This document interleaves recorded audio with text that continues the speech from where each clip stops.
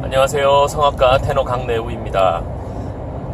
지난 시간에 우리가 성대를 통해서 공기가 새지 않도록 최대한 소리로 바뀌어서 나와야 된다 이런 얘기를 했었잖아요. 근데 혹시나 또 오해가 있으신 분들이 있으실까봐 설명을 좀 드리자면, 이 공기가 흘러가는 그 원리의 소리는 동일하게 입혀지는 겁니다. 그죠? 빌딩 숲 사이에 바람이 불 때 휙 하고 소리가 나는 것, 그리고 우리가 휘바람을 하고 나는 것, 이게 그냥 바람이 나가는 건데, 그 통로를 어떻게 해주느냐에 따라서 압력 차이들 때문에 소리로 바뀌는 거예요. 그래서 실제로 공기가 하나도 안 나가고 소리만 나간다 이렇게 얘기를 하는 건 절대 아닙니다. 혹시나 또 오해가 있으신 분들이 계실까봐 그런데, 공기가 나가는 거예요. 그런데 이 공기를 잘 좁혀줘서 최대한 소리가 압력이 있는 소리로 바뀌어서 나가도록 도와주는 것이 바로 성대의 그 역할이다라는 것이죠. 그래서 성대를 잘 쓰는 사람은 그 입술을 이렇게 휘바람을 잘 불듯이 소리를 잘 모아주고 공기를 잘 모아줘서 소리로 최대한 많이 바뀌어서 나가게 한다 이런 얘기지, 실제로 공기가 100이 들어갔다가 공기는 하나도 안 나가고 소리로 바뀌어서 100이 나간다 이렇게 오해하시는 분은 없으시기를 부탁을 드립니다. 최대한 진한 소리가 나올 수 있도록 소리를 성대에서 이렇게 바꿔주는 역할을 하고요. 그 이후에 이제 성대에서 소리로 바뀌어서 나오는 이 소리를 어떻게 밖으로 내보낼 것이냐가 사실 가장 큰 관건입니다. 이 성대에서부터 우리 입 앞을 통해서 사람에게 전달되기까지의 이 길이가요, 한 20cm 정도밖에 안 되겠죠. 여기서 여기까지 나오는데 그것이 그렇게 어려운 거예요. 사람마다 다 쓰는 어떤 그 느낌들이 다 다르고, 자기가 살아온 환경이나 말해왔던 어떤 습관들, 문화가 너무나 다르기 때문에 여기서 여기까지 오는 길이 그렇게 멀어요. 실제로 눈으로 어떻게 보고 훈련을 할 수 있는 게 아니잖아요. 휘바람은 입술의 모양을 볼 수라도 있지, 우리는 이 안에 있는 내부의 귀가는 어떻게 소리가 통로가 열리고 나가는지에 대해서 전혀 우리가 생각해 보지도 못했고 볼 수가 없기 때문에, 그래서 그게 그렇게 어렵다라고 얘기를 합니다.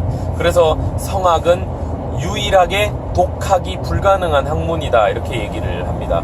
혹시 이해가 가시는지 모르겠어요. 모든 악기들, 학문들은 다 책을 통해서나 다른 사람의 어떤 티칭을 통해서 내가 얼마든지 연습을 하고 혼자서도 익힐 수 있는 어느 정도 일정 정도의 가능성이 있는데, 이 소리라는 것은요, 내 몸이 악기이잖아요. 내 몸이 악기이기 때문에 내 몸에서 나는 소리를 귀로 한번, 내부를 통해서 귀로 한번 듣고요, 그 다음에 밖으로 나오는 또 소리를 또 한번 듣게 되잖아요. 그러니까 이중으로 이렇게 들리기 때문에 실제로 내 목소리가 다른 사람에게 들리는 것과 똑같이 들리지를 않아요, 자기한테는. 그래서 내 귀에 좋게 들리는 소리는 어떻게 보면 별로 좋은 소리가 아닙니다. 성악에서는 그렇게 얘기를 해요. 내 귀에 잘 들리고 내 귀에 멋있게 들리는 소리는 남에게 멋있는 소리가 아니라고 얘기를 합니다. 왜냐하면 내 귀에 잘 들리게 하기 위해서는 안에서 자꾸 소리를 먹고 있는 듯한 느낌이 많이 나요. 예를 들어서 이런 소리들은 이 내부에서 소리를, 울림을 많이 만들어냈잖아요. 그래서 이 소리는 내 귀에는 아주 멋있고 우렁차게 들리지만 정작 무대에서 오케스트라를 뚫고 멀리까지 전달되는 소리는 아니에요. 주변에는 아주 큽니다. 내 옆으로는 아주 크지만 멀리까지 잘 전달되는 소리가 아니라는 거예요. 성악의 가장 벨칸토의 가장 중요한 목표라고 얘기를 하자면, 가장 멀리 보내는 것이에요. 그리고 가장 명료하게 보내는 것이에요. 이 두 가지를 여러분들이 염두를 해두셔야 됩니다. 가장 큰 소리를 내는 것이 목표가 아니라는 거예요. 큰 소리라는 개념은 요즘 시대에 성악이라는 것을 여러분들이 오해하는 분들이 많이 계신데, 성악이라고 하면 아주 큰 소리, 우렁찬 소리를 내는 것이다라고 잘못 이렇게 오해하고 계시는 분들이 있는데, 그것이 아니라 멀리 보내고 명료하게 보내는 것을 목표로 삼아야 됩니다.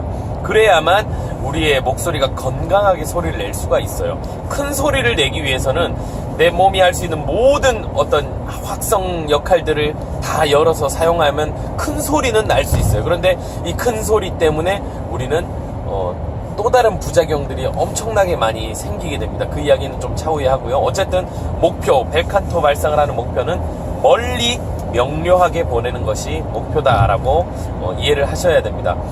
그 옛날에 비유를 좀 해보자면 예수님께서 2000년 전에 광야에서 수천 명의 그 사람들에게 설교를 하셨잖아요. 근데 거의 매일같이 지역을 옮겨 다니면서 그 수많은 사람들에게 마이크도 없을 때니까 생 목소리로 설교를 하셨는데도 성대결절이 생겼다라는 얘기는 성경에 없습니다. 성대결절이 생기셨을까요? 아니죠.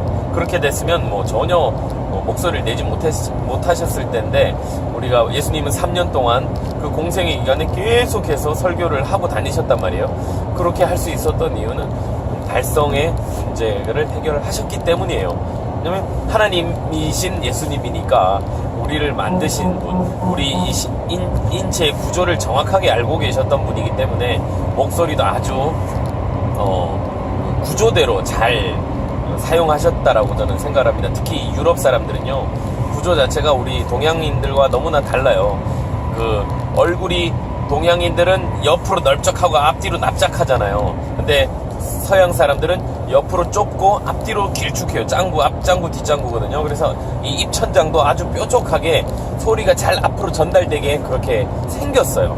그래서 이 소리들을 앞으로 잘 전달하고 소리가 퍼지지 않고, 옆으로 퍼지지 않고 잘 모아져서 전달이 되게끔 생겼고요. 그 언어적인 구조, 라틴어 계열의 이 언어 구조 자체도 사실은 아주 노래하기 좋게 소리가 잘 전달이 되게 됐습니다. 특히